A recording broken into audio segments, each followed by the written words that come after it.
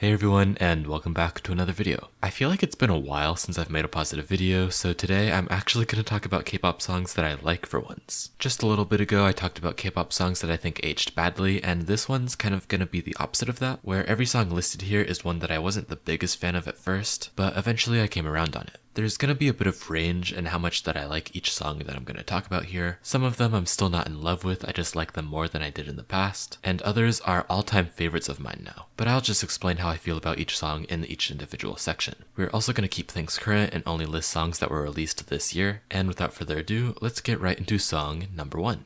What you looking at? What you looking at? What you looking at? What you looking at? What you looking at? Fearless is the definition of a grower. I feel like I've talked to more people that used to dislike the song but love it now than people who liked it on first listen, and I can totally say that I'm one of the former. I never hated Fearless, but you can probably predict what I'm gonna say. I did at one point think it was pretty boring, but man, K-pop stans have got to stop using that word on any song that's easy to understand. Myself included, of course. It seems like nowadays K-pop stans expect every single K-pop title track to either have some huge unexpected beat drop or just be the most intense piece of music that you've ever listened to. And as of late, at least for me personally, whenever I feel like a K-pop title track is boring, I like to re-listen to it at least a couple of times and reassess whether it's actually boring or if I'm just being annoying. And I kind of think that Planet Minjae in the past was just being annoying. I've said some really stupid things in the past, such as I wish that there was a high note on the final chorus of Fearless, which looking back on that statement, that literally would not have made any sense at all. The chorus of that song is so mellow and chill that an ad-libbed high note would have been so out of place, but I do still stand by my statement that I want to see some crazy vocals in the future, just in a song where it makes sense. I will say the one thing I still don't like about Fearless is that rap section. I kind of just tune that part out every time I listen to this song, but overall, Fearless is way better than I first gave it credit for, and Yoonjin is one of the best idols of the entire 4th generation. And that's all I have to say about that. So now, let's move on to song number 2.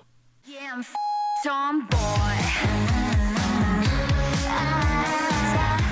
Okay, so I need to explain with you all how the relationship that I've had with Tomboy has evolved over time. So when I first heard Tomboy, I actually did like it. Of course, I did think the rap was a little bit questionable, but I didn't dislike it enough for me to not want to keep listening to the track in full. And then I started listening to what people were saying online. I saw so many people calling the song terrible and one of the worst things that they'd ever heard, where I feel like I almost started to believe it myself. So I think for a good week or two there, I was kind of a Tomboy hater. But thankfully, after a little bit, I gave the song another try, and I was like, wait, this is genuinely not that bad. And not only was it not that bad, it was pretty freaking good. Obviously the rap isn't the greatest, but the rest of the song really does make up for it and is super unique compared to most other girl groups right now. My experience with Tomboy kind of taught me a lesson to form my own opinions on a song before I listen to what other people have to say, and honestly I think everyone else, even everybody watching this video, should do the same. Like, no matter who says online that a song is bad, even if it's somebody that you respect, even if it's a K-pop YouTuber, even if it's me, everything that people say online is just their opinion, even if they call a song genuinely awful. At the end of the day, whatever they're saying is just their opinion, so you don't need to follow along with it as a listener. Sorry, that kind of turned into like a preaching moment. That's not what I was trying to do, but anyways, all I was trying to say is that Tomboy is actually a good song, and I shouldn't have let my opinion be swayed by what others were saying online.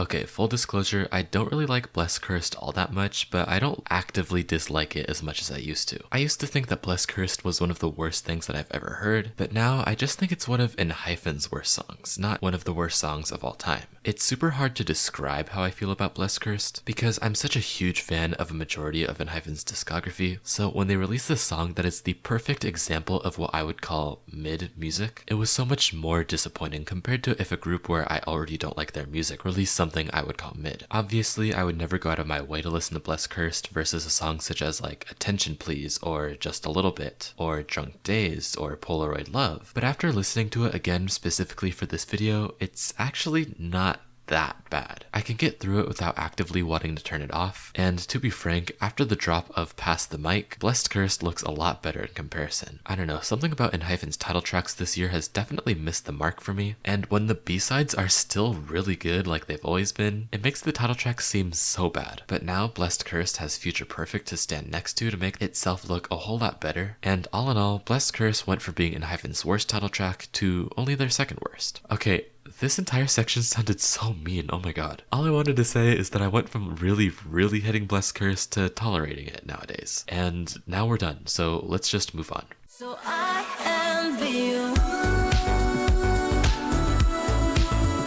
It took me a long time to really come around on INVU, but now that I get it, I feel like my eyes have been opened for the first time. Similar to Fearless, when INVU first came out, I just thought it was one of the most boring things I had ever heard, but I kind of went from thinking that the instrumental was a complete snore to thinking that it's a really clean accompaniment to the vocals, and complements Taeyeon's singing so well. But I'm not really here to talk about the instrumental, because the true star of INVU is Taeyeon's voice. I mean, come on now. When you listen to INVU, what you need to do is focus on every single syllable that comes out of Taeyeon's mouth, because that is a blessed voice if I've ever heard one. She really is able to just execute any song that she wants to with so much precision, and everything that Taeyeon puts out is just more proof that she is an expert vocalist. I've said this before, but I really want to drive this one point home, so let me just repeat myself. K-pop stans, please stop calling everything boring. This is a challenge that we all need to face, but it needs to happen soon.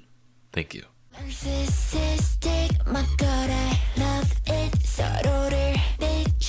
I will not lie, I kind of had to force myself to like this one. Not that I ever thought that Love Dive was terrible or anything like that, but it took me a long time to get over the oohs and la la las. Something about the way they sound not only in the post-chorus, but also the pre-chorus just rubbed me the wrong way, and it was so upsetting because I loved the rest of the song, but those two parts just ruined it for me. So I kind of did that thing where I just kept listening to Love Dive over and over and over again, hoping that one day I would just get over those two parts I hated in order to enjoy the rest of the song that I absolutely loved, and eventually it worked. I still wouldn't say that I like those parts, but I can definitely get through it without complaining, and I would say that putting in all that effort was worth it because that whole time I still like a good, 80% of the song? So it never felt like that much of a chore getting myself used to the ooh la las. I just hope that with this August comeback there's no part of IVE's new song that I dislike, so that I can enjoy the comeback stress-free. But we will just have to wait and see.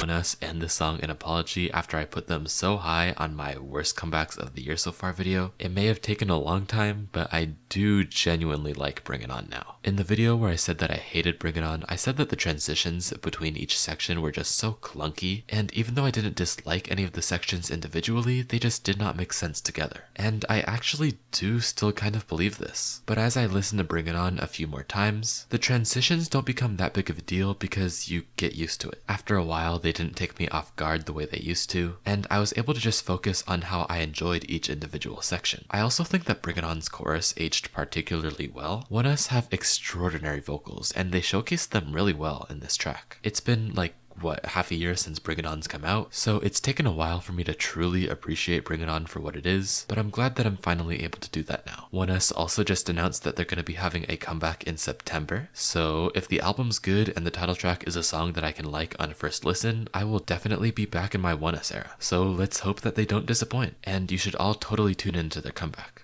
Follow me, come and get illusion. Delicious. Second to last, we have Illusion by Aespa. I don't think Illusion is one of Aespa's best songs, but it's definitely aged well as time's gone by. The bass in this song went from being disorienting to being something completely nasty that I can really get into. And what I kind of like about Illusion nowadays is that it's definitely a hyperpop song with that instrumental, but the vocals are a lot more chill than I'm used to within the genre. So it's kind of like a laid-back hyperpop song, and I like that. Aespa's other hyperpop songs like Yeppy Yeppy and Iconic are a lot more recognizably hyperpop, but Illusion stands out in a nice way. I don't have too much else to say, it's just a pretty fun song, so without further ado, let's move right on to the final section.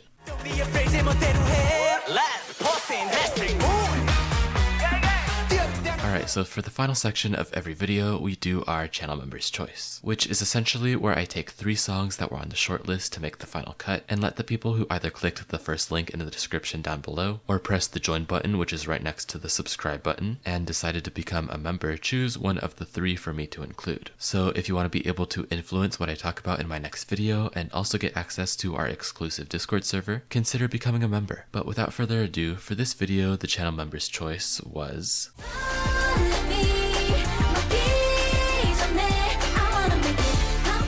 So my past dislike for Pop is definitely a bit different from all of the other songs in this video, because the only time that I actually disliked it was before it came out. If you don't already know, JYP likes to do this thing where they leak one section of the song before the entire thing comes out. JYP is the company that Nayeon comes from, by the way, if anybody was unaware. And JYP decided to use the absolute worst part of the song to tease. They decided to use the post-chorus, and the post-chorus actually sounds good if you're listening to the song in full. But if you're listening to it alone, I don't know how else to describe it. It just sounds bad. And because that's like the only part of Pop that they wanted to show, basically until the day the song came out, I was prepared to fully hate the song when it dropped. But somehow that ended up not being the case at all. Somehow everything came together when I listened to the full 3 minutes. And although it's not one of my favorite releases of the year, I can thankfully say that Nayeon's first solo did not disappoint, because things were looking scary there for a while. And that concludes this video. Thank you all so much for watching, and I hope you enjoyed. If you did enjoy the video, consider leaving a like, and if you want to see more content from me, consider subscribing. Before we leave, as always, I would love to thank each and every one of our channel members by name.